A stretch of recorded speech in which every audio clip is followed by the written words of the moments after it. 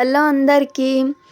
ఈరోజైతే మనం ఆంధ్ర స్టైల్ చింతాకు కారం తయారు విధానం వచ్చి చూద్దాం ఫ్రెండ్స్. చాలా టేస్టీగా ఉంటుంది. ఇదైతే మా ఇంట్లో అందరికీ ఫేవరెట్. అంత టేస్టీగా ఉంటుంది చింతాకు కారం. నెయ్యి వేసుకొని తింటే ఇంకొంచెం తినాలనిపిస్తుంది, అంత టేస్టీగా ఉంటుంది.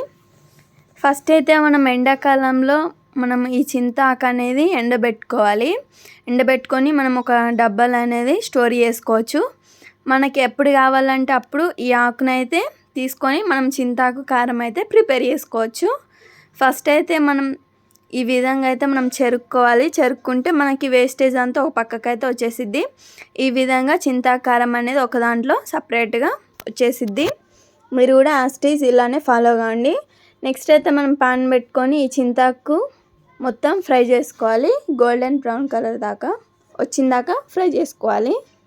చూసారు కదా, మనం నలుపుతుంటే ఇలా పొడి అయితే రావాలి, అప్పుడు మనకి ఫ్రై అయినట్టు. చూసారు కదా, ఈ విధంగా అయితే మనకు ఫ్రై అయితే కావాలి. నెక్స్ట్ అయితే అదే ప్యాన్లో మనం ఎండుమిర్చి అనేది ఫ్రై చేసుకోవాలి. ఈ విధంగా అయితే మనం ఫ్రై చేసుకోవాలి.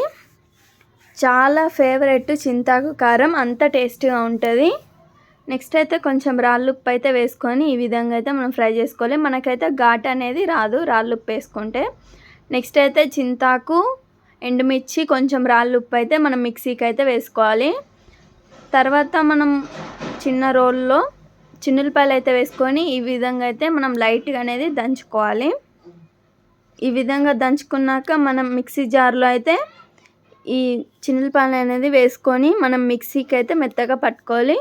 చూసారు కదా, ఎంతో టేస్టీ సింపుల్గా మనకి ఆంధ్ర స్టైల్ చింతాకు కారం రెడీ అయిపోయింది. చాలా బాగుంటుంది. నెయ్యి వేసుకొని తింటే మనకి హెల్త్కి కూడా ఎంతో మంచిది. మీరు కూడా ఒకసారి ట్రై చేయండి. ట్రై చేసిన తర్వాత ఏ విధంగా వచ్చిందో కామెంట్ చేయండి.